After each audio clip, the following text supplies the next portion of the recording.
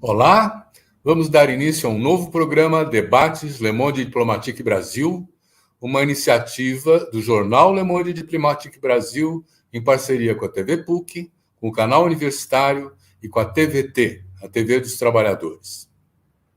Nós vamos tratar um tema que tem múltiplas discriminações. Nós vamos tratar das mulheres negras na política.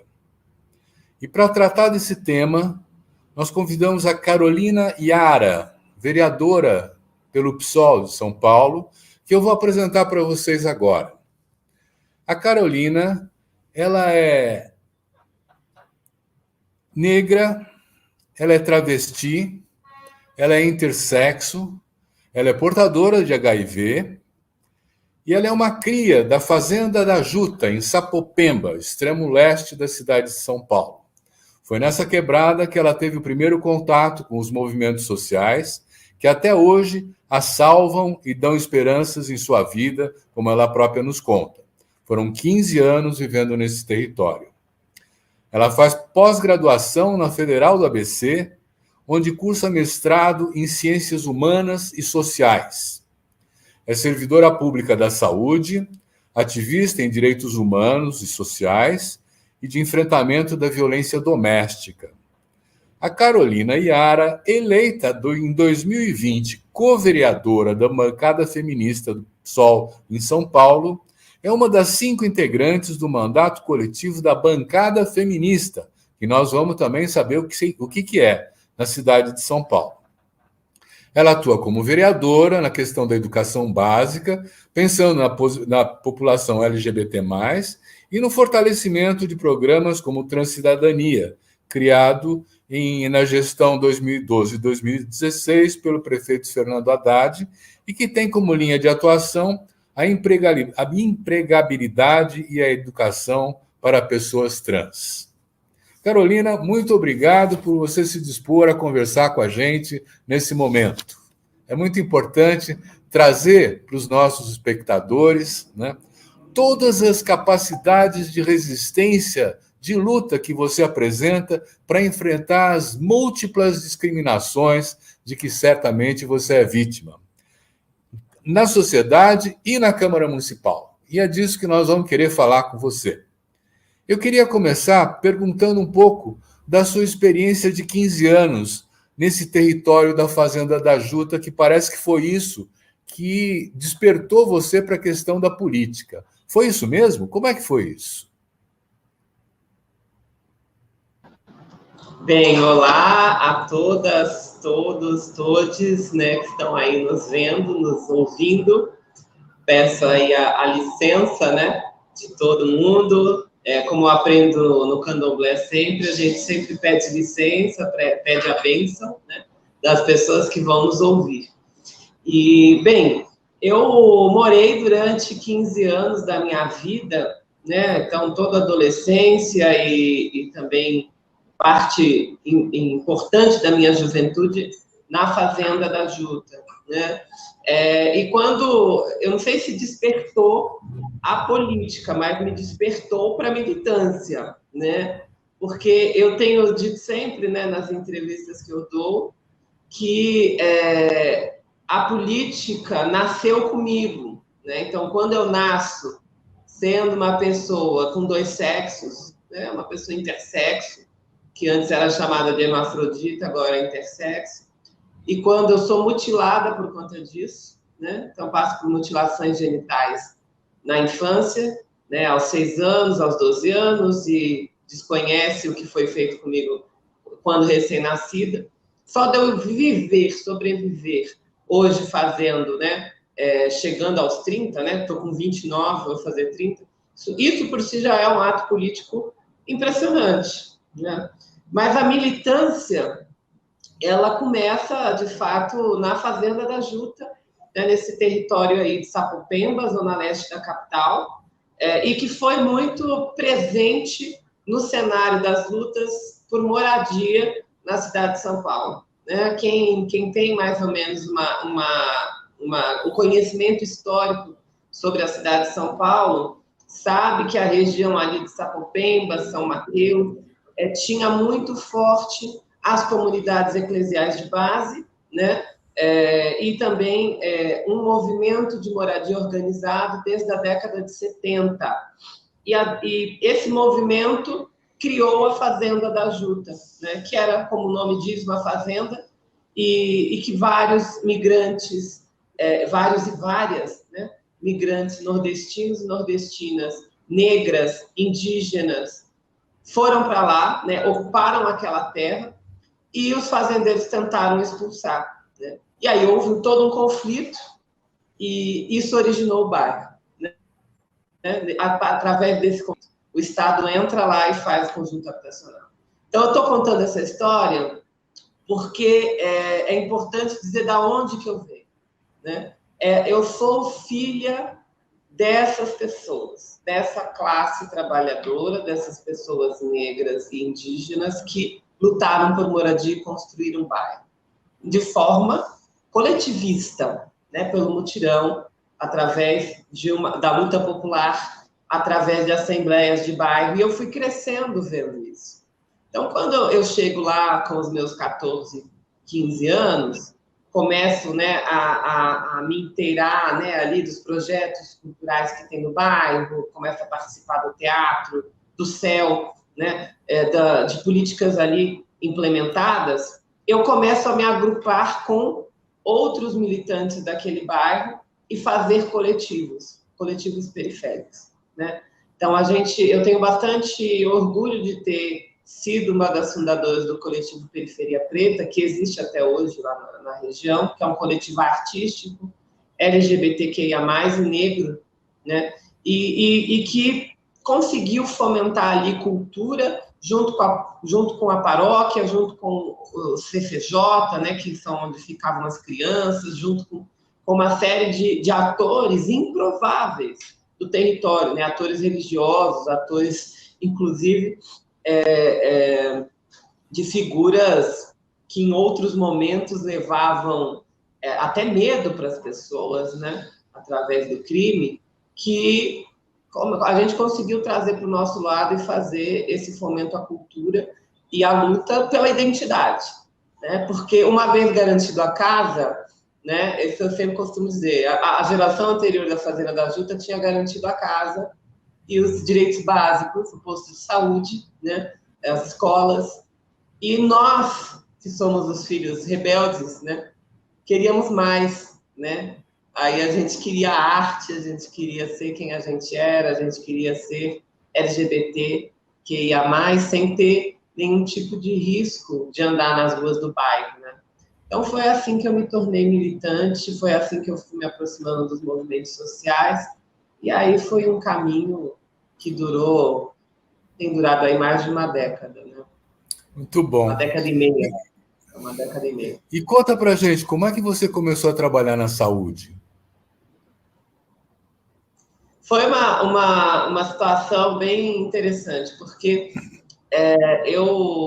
quando eu era pequena, eu falava que eu nunca ia trabalhar em hospital, porque minha mãe trabalhava, né? Então, ela tinha pouquíssimo tempo de ficar comigo, porque trabalhava em hospital, era técnica de enfermagem, e eu falava, ficava brava com o ambiente hospitalar, né? Só que quando eu fui, assim, dos 15 aos 18 anos, né, eu me descobri como uma mulher trans, né, uma mulher travesti, e fui descobrindo que meu corpo foi se desenvolvendo de uma outra forma, corporalmente, hormonalmente, né? Então, eu fui para a prostituição aos 15 anos, né? Porque naquele momento, 2008, 2009, era ainda muito complicado travestis e transexuais nos ambientes de trabalho, né? Então, eu ia no telemarketing, eu ia fazer bico aqui e ali, mas ninguém me contratava de uma forma mais efetiva, de uma forma mais permanente. E fui para a prostituição, fiquei 3 anos, ainda menor, né, de idade, e foi um ambiente que, para mim, foi muito violento, né?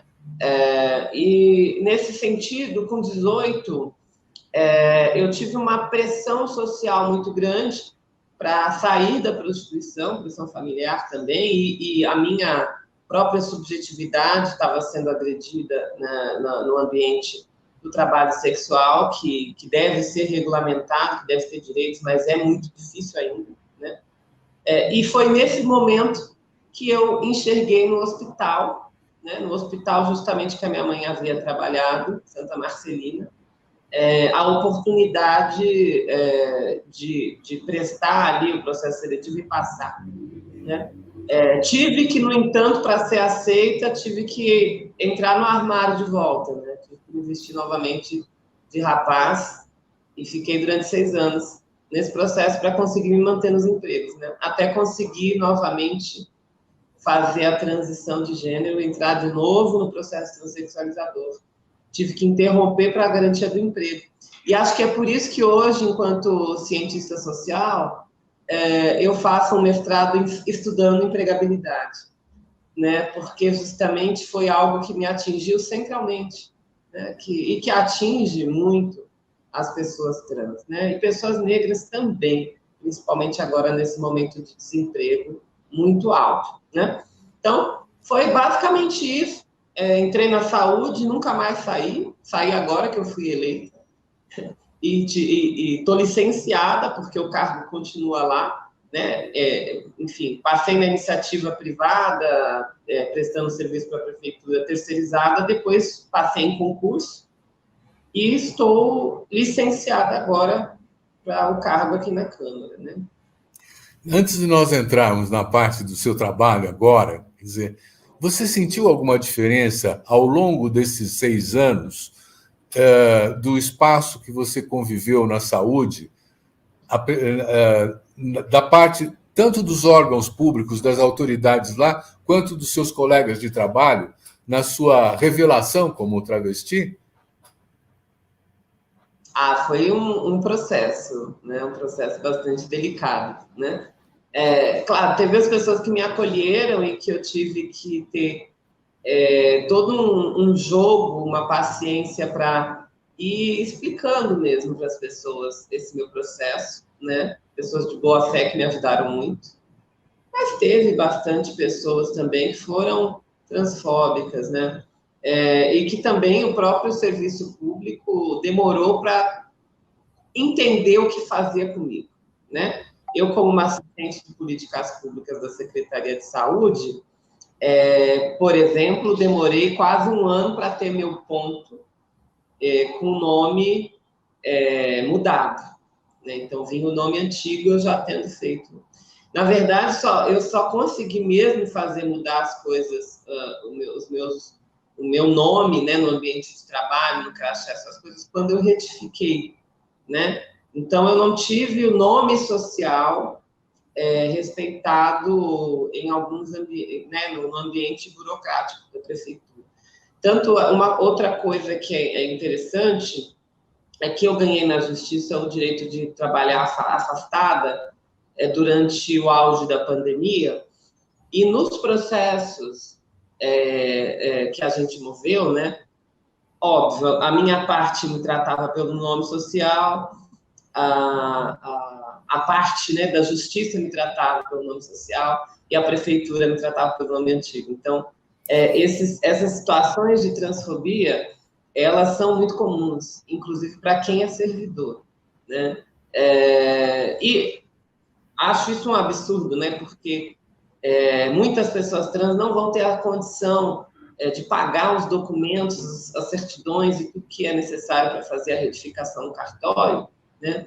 Eu paguei quase R$ 600 para conseguir tudo, juntando tudo, né? Imagina, uma pessoa em vulnerabilidade não vai ter esse dinheiro, né? E ainda não temos política pública para acessar essa retificação de forma gratuita. Então, de fato, eu fiquei bastante preocupada com o próprio processo que eu sofri, né? Estando num lugar que poucas pessoas trans acessam. Pra você ter uma ideia, o hospital que eu trabalhava tinha mais de 2.000 funcionários e eu era a primeira a pedir retificação de gênero, né? A primeira a mudar os documentos. Então, Bom, só pelo que você já contou, você é uma batalhadora incansável, né? Conta pra gente como é que você se encaminhou para ser candidata a vereadora na cidade de São Paulo. Essa é uma história. Porque, na verdade, eu não queria, eu fui convencida a ser, né? É, eu acho isso interessante quando me perguntam, né? Porque várias pessoas têm a vontade legítima, né? De um dia ser. E eu nunca tive isso, eu sempre quis ser escritora, eu sempre quis ser estudiosa, nunca me passou pela cabeça ser parlamentar. Mas eu fui entrando no ambiente partidário, que eu achava importante eu fazer também essa militância, não só nos movimentos sociais, mas também dentro de um partido político de esquerda. Comecei a me entender enquanto uma socialista, comecei a entender de que eu não aceitava o sistema social que a gente vive, então, não continuo não aceitando. Então, eu fui me aproximando dessa forma dos partidos de esquerda e encontrei no PSOL aí um lugar que eu achava interessante estar dentro. E comecei a ver as dinâmicas do PSOL, comecei a perceber que o PSOL tem várias correntes internas, né? O PT também, mas o PSOL tem mais, né? Mais numerosas correntes. Entrei numa dessas correntes internas do partido em 2015, né? Me filiei e estou aí até hoje dentro do PSOL. E através dessa militância também partidária, eu pude levar para o partido todas as lutas que eu fazia também fora, né? Então, no próprio serviço público, eu trabalhava com vítimas de violência, né? De 2011 a 2017, eu trabalhei com isso, com aborto legal. Então, levava essa questão. A questão de ser LGBTQIA+, estava mais próxima de movimentos sociais. A questão de ser uma pessoa vivendo com HIV, também estando na rede estadual de jovens vivendo com HIV, fazendo o coletivo Louca de Efavirense, que foi um coletivo que eu ajudei a fundar no movimento de AIDS, estando próxima do movimento paulistano de AIDS, enfim.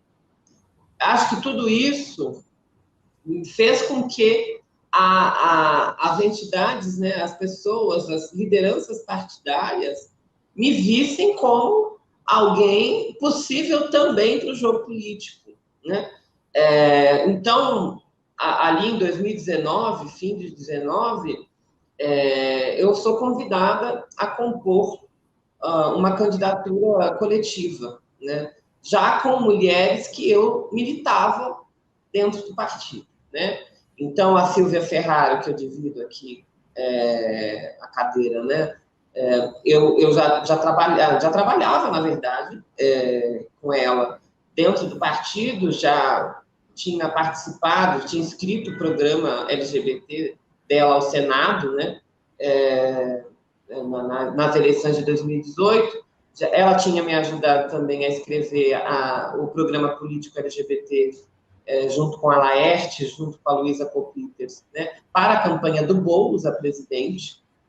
E eu me juntei com ela e com outras manas que também eram do partido, a Paula Nunes, a Daphne Sena e a Natália, e nós fomos fazer a bancada feminista. E foi muito engraçado porque eu dei 3 nãos, né? Eu falava, não, gente, pelo amor de Deus, eu não sirvo para isso, o que vai ser? Imagina, eu vou flopar, eu falava assim, né?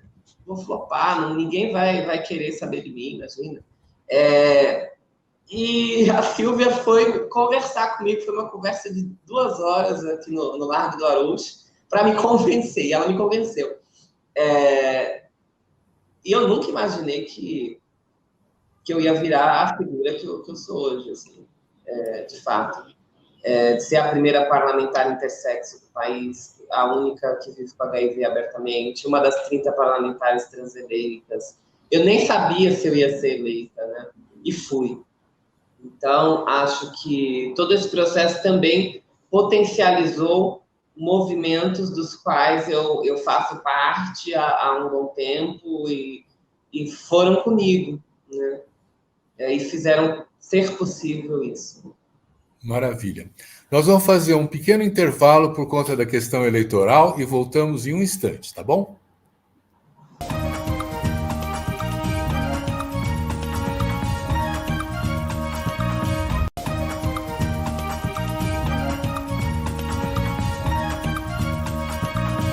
Carolina, conta pra gente como é que você foi recebida pelos seus pares na Câmara Municipal. Como é que foi isso? Olha, Eu sei, é uma pergunta difícil, mas...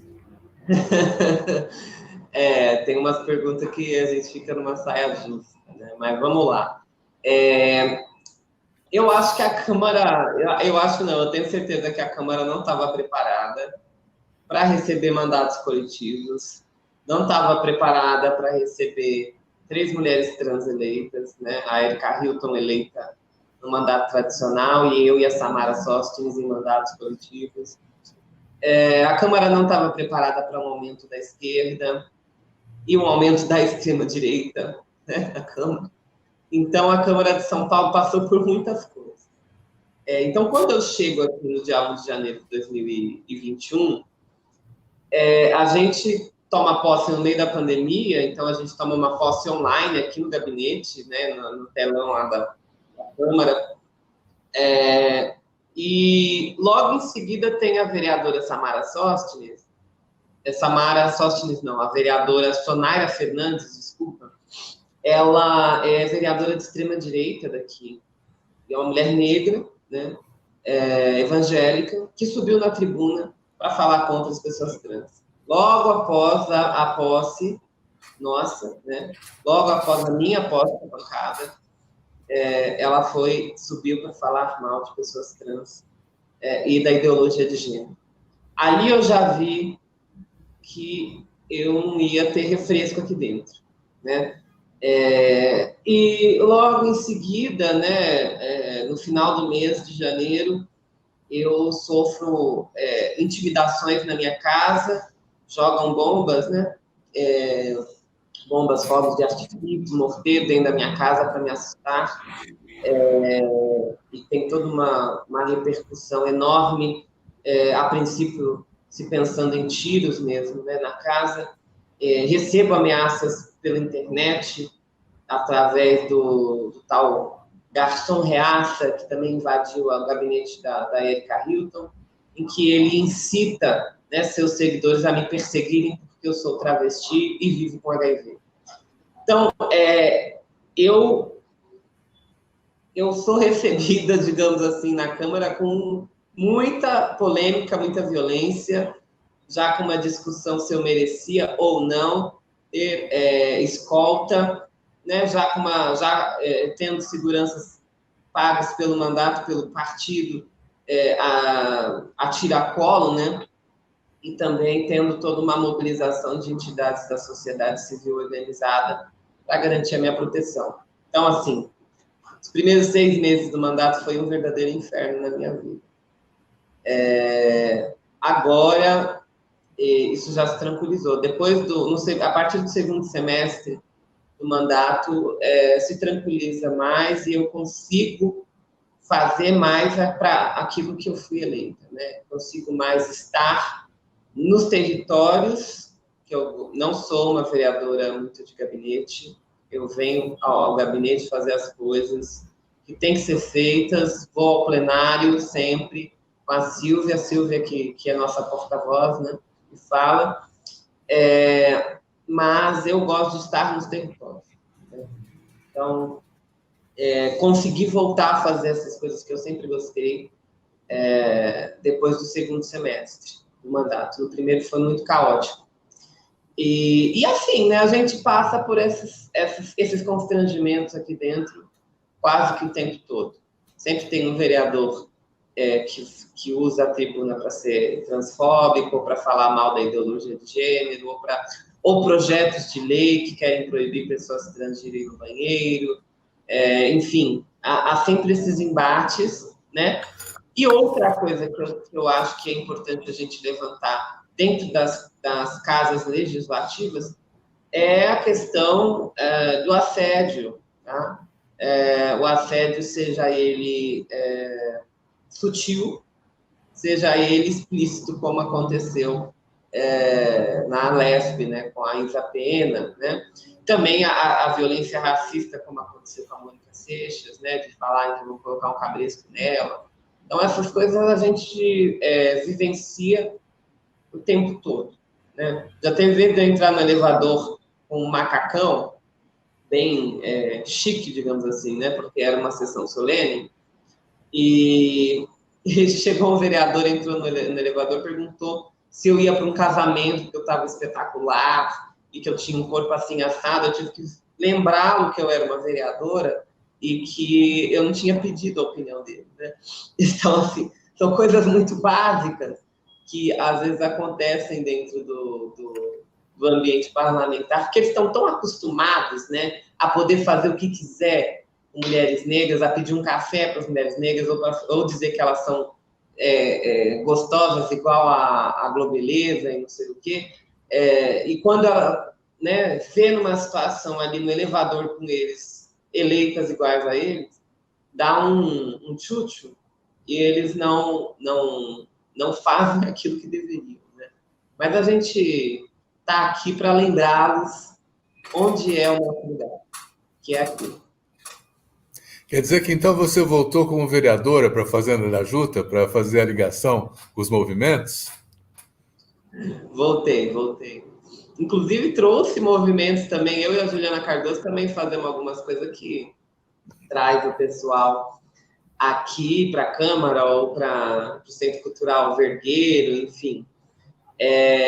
Mas é muito interessante isso, né? Porque eu volto para a Fazenda da Juta já num outro papel, né? Que é o papel de apoio e fortalecimento daqueles mesmos movimentos dos quais eu fiz parte.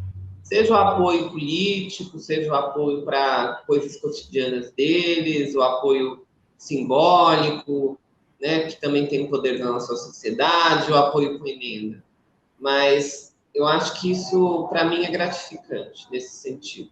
Só que, por incrível que pareça, eu não sou uma vereadora, né, e nosso mandato coletivo não é de co-vereadoras que são de bairros, né, ou que são de tema específico, né, que é muito comum na vereança, né, o vereador do bairro tal, né, ou o vereador da educação, ou o vereador da saúde, né. Nós conseguimos montar uma vereança que, de fato, discute direito à cidade, né. Então, de fato, a gente busca atuar para a cidade toda. Claro que nós temos os nossos trabalhos específicos, mas também são trabalhos específicos em bairros muito distintos.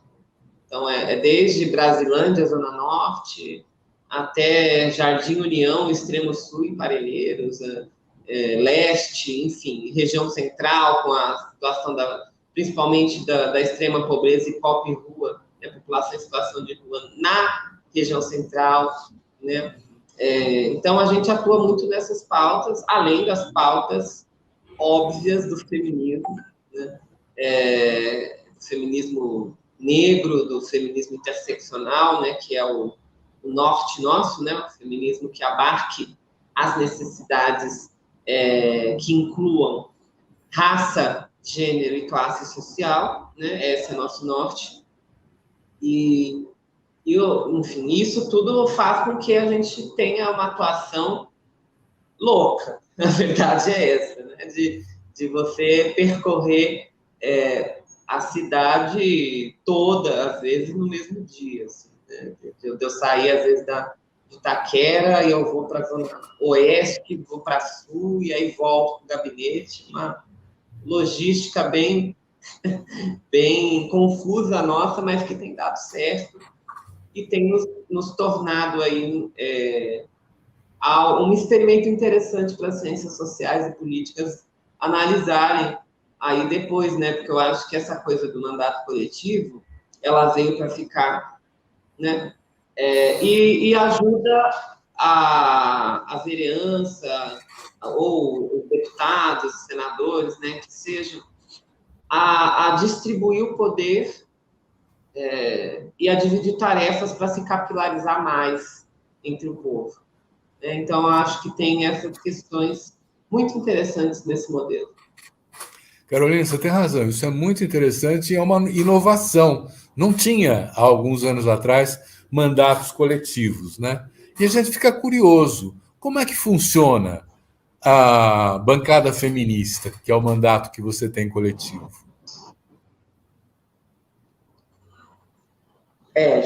Sempre me fazem essa pergunta, né? Porque, enfim, teve experiências boas, experiências não muito boas, né, com o modelo, mas a gente teve que fazer um esforço entre nós de garantir um método, né? Como que nós vamos fazer este mandato coletivo funcionar? Né? Então, a gente teve que, primeiro de tudo, estabelecer uma rotina de democracia dentro do mandato, né? Então, em vez de você ter uma cabeça e uma segunda cabeça, né, que decide as coisas dentro do mandato, que em geral é o parlamentar ou a parlamentar e o chefe de gabinete, a gente foge dessa estrutura e entra numa estrutura do debate coletivo, né? E isso nos dá um pouco mais de trabalho, né? Porque aquilo que seria decidido numa canetada, num pensamento do chefe de gabinete, do parlamentar, na verdade, você tem que botar na mesa e reunir com a equipe, né? E com as covereadoras. Né? Então, nós temos um regime de reunião quase que permanente. Né? Então, semanalmente, nós temos na segunda-feira uma reunião com as covereadoras e os principais assessores do mandato de manhã para decidir tudo que nós vamos fazer durante a semana, as prioridades, o que vai ter de fala no plenário, quais os principais projetos de lei, etc. À tarde, temos uma reunião mais expandida com outros assessores. E digamos que a segunda é o grande dia de decisão, né? E assim, mas também, durante a semana, a gente vai chamando as pessoas por telefone, por grupo, e conforme a necessidade, podemos nos reunir todas, assim, emergencialmente. E é um processo que tem funcionado, porque aí a gente estabelece, através, seja do percurso e trajetória de cada covereadora, os movimentos que cada covereadora tem relações, e também através das necessidades que vão chegando, né? A necessidade, por exemplo, com extrema pobreza e rua, né, população em situação de rua, não era algo que eu dominava antes de ser eleita, mas foi algo que bateu a porta e eu peguei como uma de minhas tarefas prioritárias dentro do mandato. Assim como outras, né? A Daphne Sena, que é a outra vereadora nossa aqui, ela não era especialista em política urbana e é ela que toca os nossos trabalhos na Comissão de Política Urbana por causa do plano diretor, né, da cidade. Então, assim foi se sucedendo. Então, a gente se divide assim. Então, uma frente parlamentar, por exemplo, temos a frente parlamentar ambientalista, a Natália Chaves, ambientalista, que toca. Eu toco a frente parlamentar de controle do HIV/AIDS e da tuberculose, né? Também estou na CPI da transfobia, que é presidida pela Érica Hilton. E perceba, a gente vai colocando as covereadoras nesses espaços, e são espaços que não precisa ter a vereadora que foi o nome na urna. Então, a gente, de fato, conseguiu subverter essa lógica do mandato tradicional, né? Claro que a gente sabe que tem mandatários tradicionais que funcionam coletivamente, né? Eu sei muito bem que parlamentares, e que também já foi prefeita, né, como a Erundina, ela tem esse funcionamento dentro do mandato dela há muito tempo. Né? Então, também não é algo que, eu digo, a gente inventou a roda, né? Mas acho que a gente conseguiu apresentar isso melhor publicamente através de um modelo de mandato coletivo. Olha, tomara que ele se difunda e se multiplique, né? Porque dá muito mais capilaridade. E a impressão que dá é que o mandato coletivo olha mais para a sociedade do que para a Câmara em si, né? Isso é muito bom Exato, também. Então, exato. A gente não fica se preocupando com gabinete somente, né? Ou com as coisas burocráticas, é para a sociedade. e tem jeito de mudar a institucionalidade para que o mandato coletivo ganhe um reconhecimento institucional maior? Com certeza, com certeza. Precisamos para ontem que o Congresso aprove a emenda parlamentar que institua os mandatos coletivos. Já está tramitando, então o Congresso só precisa apreciar, né? Sair de cima. Né? Então, a gente tem uma frente de mandatos coletivos eleitos, né, no Brasil, porque em 2020 explodiu, né? Então, tem vários mandatos coletivos eleitos, e isso precisa ser visto. Né? Eu não sei se o TSE teria essa prerrogativa, mas acho que o TSE também tem que montar algo provisório para que os mandatos coletivos funcionem sem ser perseguidos, né, pela institucionalidade, até que o Congresso resolva a questão. Né? Enquanto isso não acontece, a gente continua subvertendo a ordem. Carolina, conta um pouco para a gente o avanço nos temas que vocês propõem. Educação básica, pensando na população LGBTQI+, fortalecimento do programa Transcidadania, empregabilidade e educação para pessoas trans. Como é que vão essas propostas na Câmara? Difícil. O que a gente conseguiu aqui na Câmara de São Paulo foi uma aprovação quase que unânime do auxílio aluguel para vítimas de violência. Isso a gente conseguiu aprovar.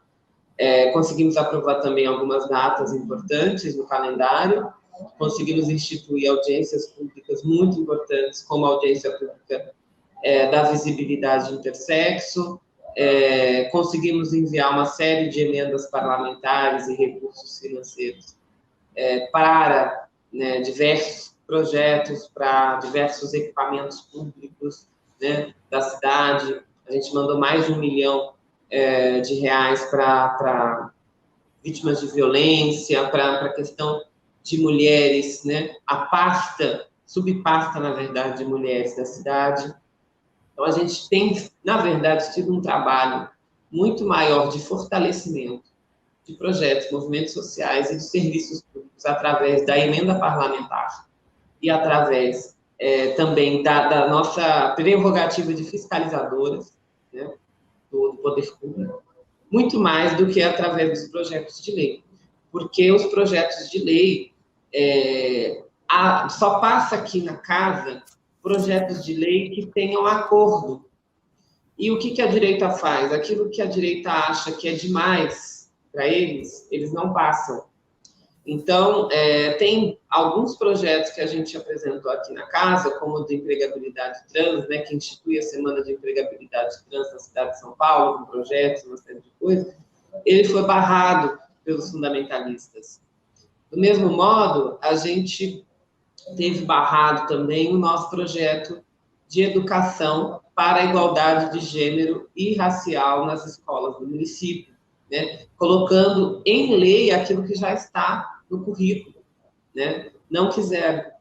Da mesma forma como tentam o tempo todo colocar projetos de extrema-direita aqui, como o projeto Eu Escolhi Esperar, que queria instituir a abstinência sexual como uma política de governo, uma política nas escolas, algo absurdo, porque isso diz respeito à religião e escolha de cada um, cada uma. O que a escola deve fazer é educação sexual de gênero, para a igualdade, aquilo que a gente tinha apresentado. Então, é um ambiente muito complicado a Câmara, como é a Leste também, né? São casas muito conservadoras. Embora aqui na Câmara a gente também, por causa de só passar acordo, a gente consegue também barrar alguns retrocessos na cidade. Né? Haja vista que a gente fala, não, isso aqui não entra na pauta. Então a gente também consegue barrar, a gente conseguiu barrar, ou eu escolhi esperar, a gente conseguiu barrar uma série de projetos transfóbicos, a gente conseguiu barrar uma série de projetos como a gente está obstruindo agora, a gente está barrando o projeto que quer privatizar a educação municipal, né, que é entregar para as organizações sociais. A gente já vê na saúde que não deu certo, né? As organizações sociais estão destruindo a saúde pública, né? E na educação. Muito bom. Nós vamos fazer um segundo intervalo, é o último intervalo, e já voltamos já, tá bom?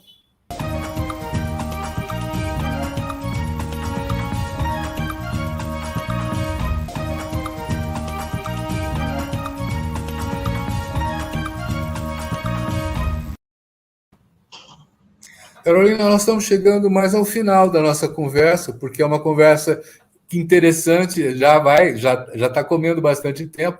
Eu queria me penitenciar perante você, porque você falou assim, em 2 ou 3 oportunidades, isso aí já me perguntaram, é o que já me perguntam sempre e tal.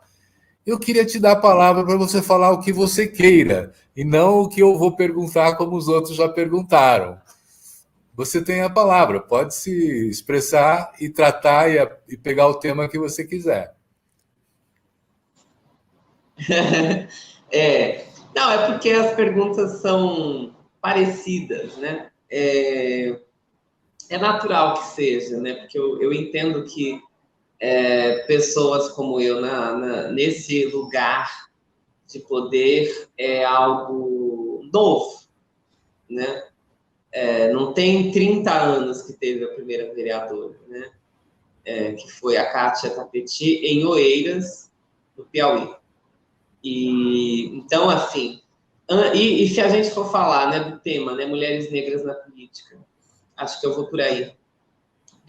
Antes da minha turma chegar aqui, né, então, que são aí parlamentares eleitas negras aqui na Câmara Municipal de São Paulo, seja no mandato coletivo, seja no mandato tradicional, antes de nós, só havia tido 2 vezes mulheres negras na Câmara Municipal de São Paulo, que foi Teodosina Ribeiro na década de 70 e Claudete, do PT, durante os anos 2000, no governo de Marta.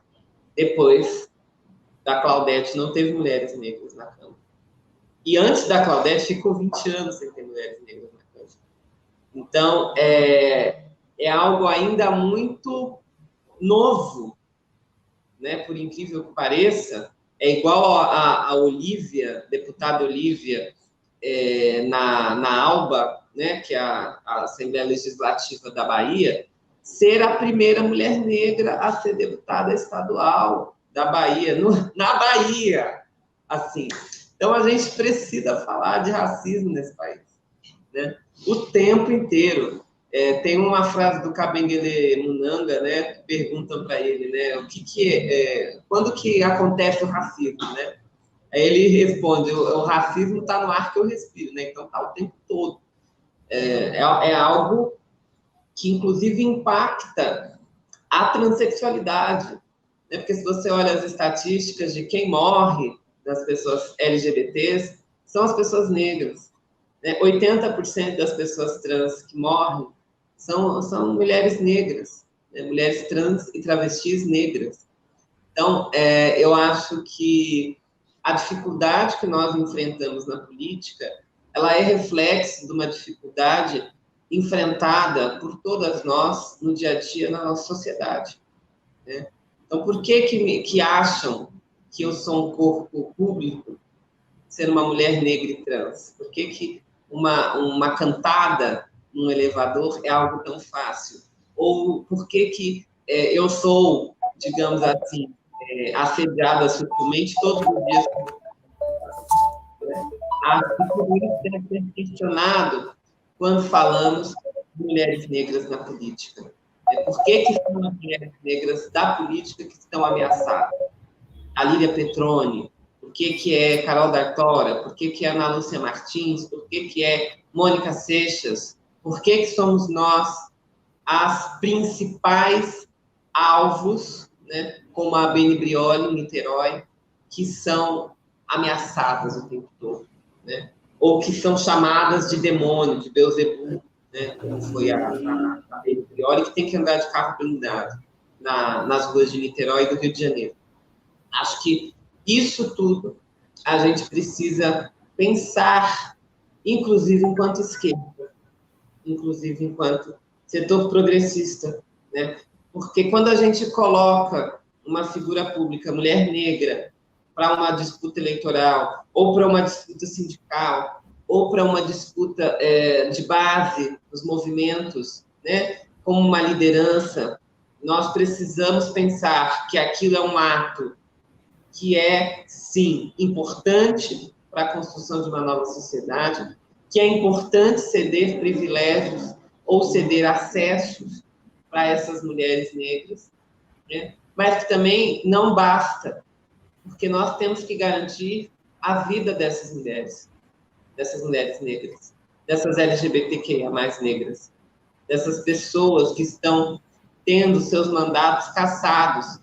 E aí até me solidarizo com um homem negro, que é o Renato, vereador de Curitiba, né? Renato Freitas, que está sendo perseguido, tendo seu mandato cassado. Que país racista é esse, que tem a maioria de população negra e que caça seus mandatos dos representantes legitimamente eleitos por esta população e que, né, lutam por esta população? Eu acho que nós precisamos dessa reflexão, precisamos proteger essas vidas, precisamos nos indignar e nos mobilizar por essas vidas, porque eu falei isso no ato que teve aqui da Coalizão Negra por Direitos, do Genivaldo. Eu já estou muito cansada de acordar cedo para enterrar a gente, ou para falar que travesti apanhou, que travesti morreu. Então, a gente precisa pensar outras possibilidades para que isso não aconteça mais, né? Para que não tenha mais câmara de gás, né? Matando homem negro com neurodivergência, né? E saiu na ponte de jornalismo, né? A minha fala, que eu vi meu irmão tem autismo, né? E eu chorei quando eu vi o vídeo, porque eu vi meu irmão. Eu até exolo, sou supersticiosa, eu bato na madeira, mas assim, eu vi meu irmão ali. E acho que a gente precisa de mais cuidado, esse meu apelo para os setores progressistas com relação às mulheres negras na política. Que bom. Porque não é fácil. Não é fácil. Acho que é isso. Já passei aqui. Você falou que a palavra era minha, eu só soltei alguém. Perfeito.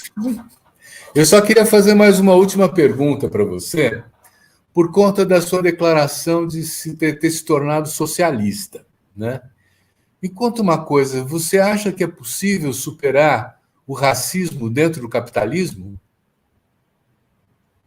Eu acho que não. Eu sou da opinião que sempre existirá opressão dentro do capitalismo, porque eu sou da escola do feminismo negro e eu sou da escola de Angela Davis.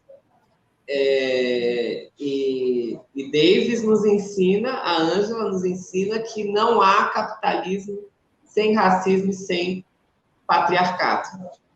Então, é uma tríade, né? Então, não há como superar tudo isso dentro desse sistema social e econômico, né? E eu digo também dentro desse sistema de escravidão moderna que agora nós temos aí representado pelo cárcere e representado pela reforma trabalhista, né? Porque foi outra coisa que eu disse no ato lá do Genivaldo, né? Qual que é a diferença que tem do escravo mascateiro carregando seus quitutes, né? Antes da abolição e depois dela, e qual que é a diferença do cara que pega a sua bicicleta e vai entregar no iFood por uns trocados, por cada entrega, sem direito, sem nada. Qual que é a diferença? É o que mudou.